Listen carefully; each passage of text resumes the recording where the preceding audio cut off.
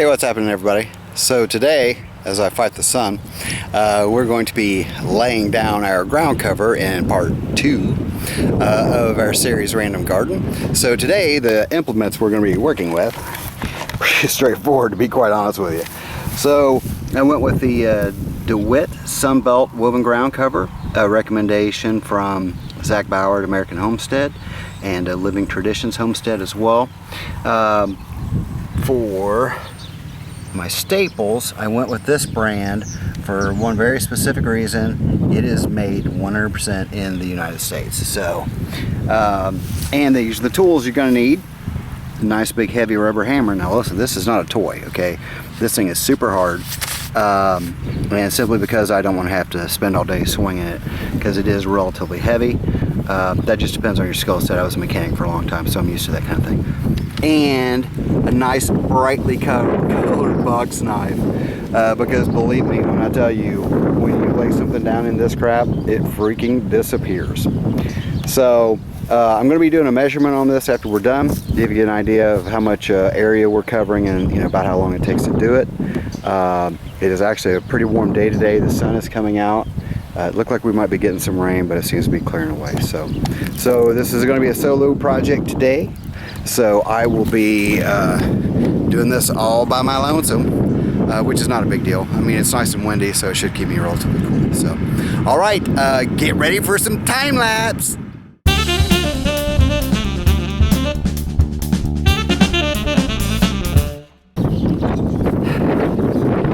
Be sure to get your tools with you whenever you do this stuff.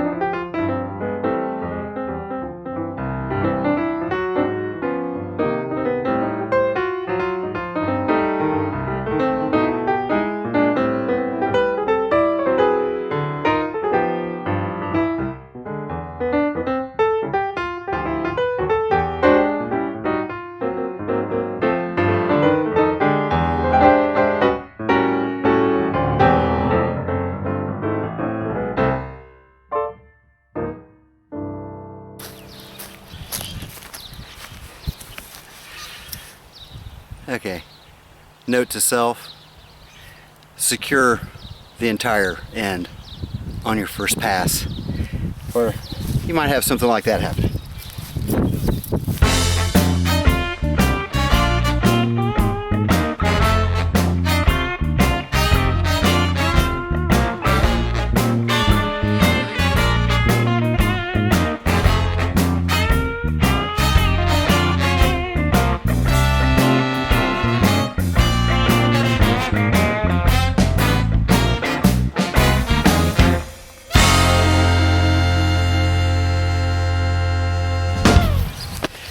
So,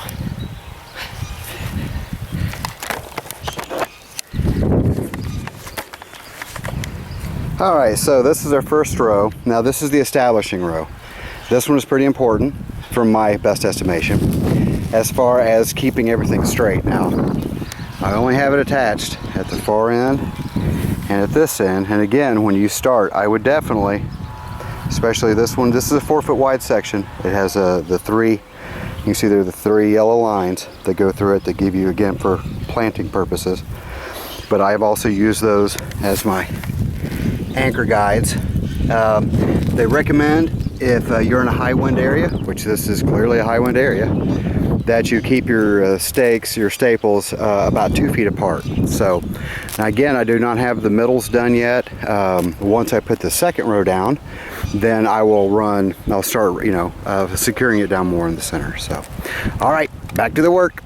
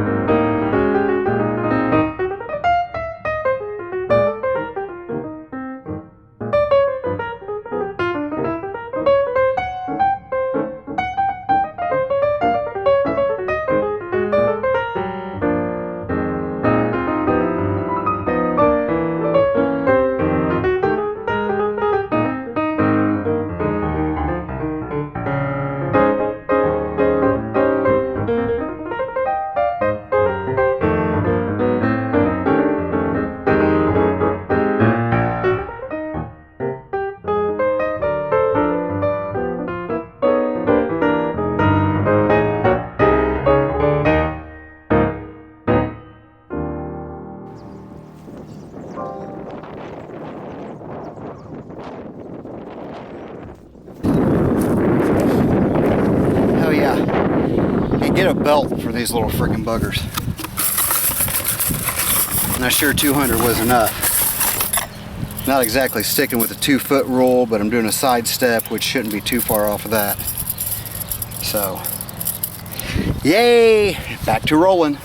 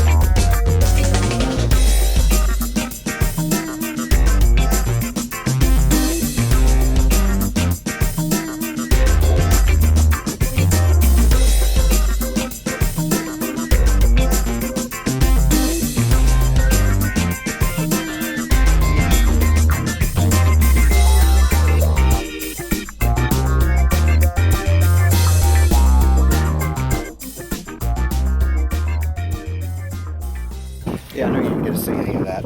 But basically secured 4 along the bottom there, which is how I'm starting them. Seems to give me a good solid anchor, which is what I did on the previous one.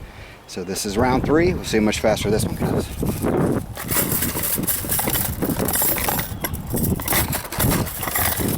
So far in real time, we're at about 30 minutes. So not bad for the first 2 rows. And, like I said, this plot's about 40 feet across, so we got a ways to go. All right, off I go.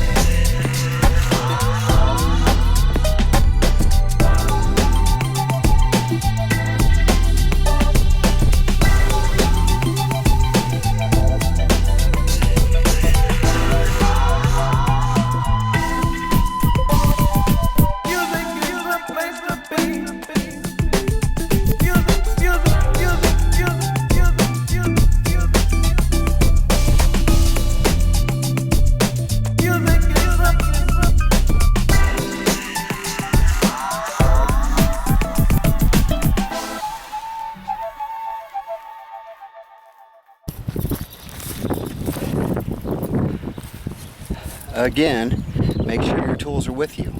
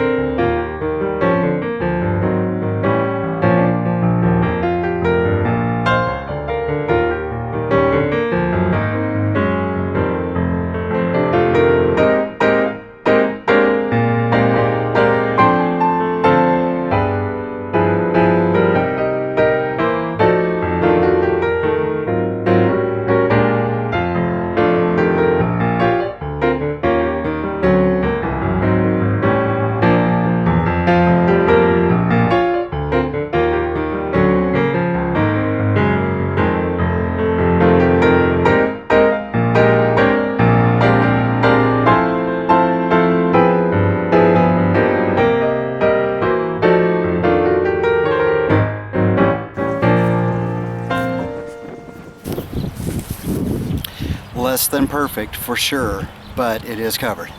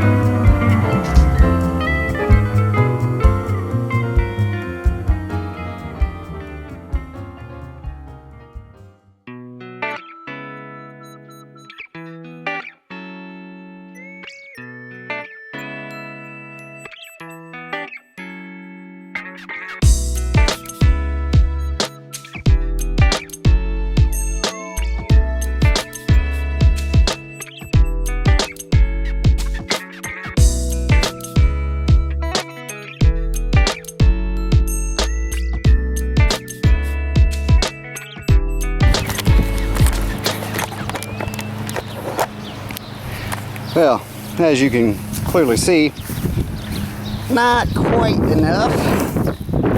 Really close. Sorry for the wind. Let me get sideways here. This might help. There we go.